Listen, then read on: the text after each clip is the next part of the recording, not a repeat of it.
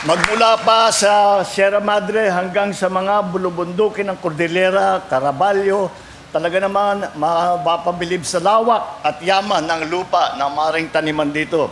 Kaya po, lahat na marami dito na tiga Isabela ay galing doon sa amin. Dahil doon sa amin, kaunti ang lupa, walang tubig. Dito nakita yung Isabela, naging promised land. Kaya maraming tiga Ilocos Norte ang dumaan dito ngayon andito napunta rito sa Ilocos Norte, sa Isabela.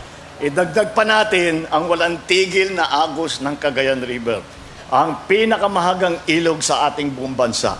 At mga sanga nito, mga tributary nito, sadyang nagpapalaki talaga ng taglay, ng proteksyon para dito sa inyong lugar. Kaya sadya po namin, sadya pong hindi nagkamali ang aking ama na si Pangulong Marcos Sr. na ipinatayo ang Magat Dam na magsisilbing susi sa pag-uunlad ng agrikultura dito sa Isabela at buong Cagayan Valley. Kaya sa araw na ito, ikinararangal ko na sundan ang yapak ng aking ama at dagdagan ang lahat ng kanyang nagawa para sa ating mga magsasaka at kanilang mga pamilya.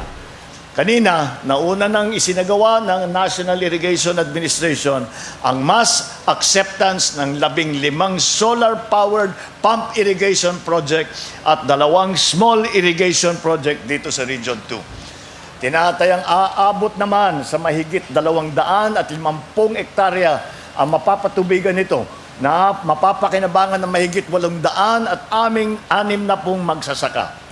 Kasama dito ang 62 solar-powered pump irrigation project na ginagawa naman natin sa Region 2. Mahigit 150 solar-powered pump irrigation project naman ang kasulukuyan nating tinatapos habang higit 100 proyekto pa ang ating ipagagawa.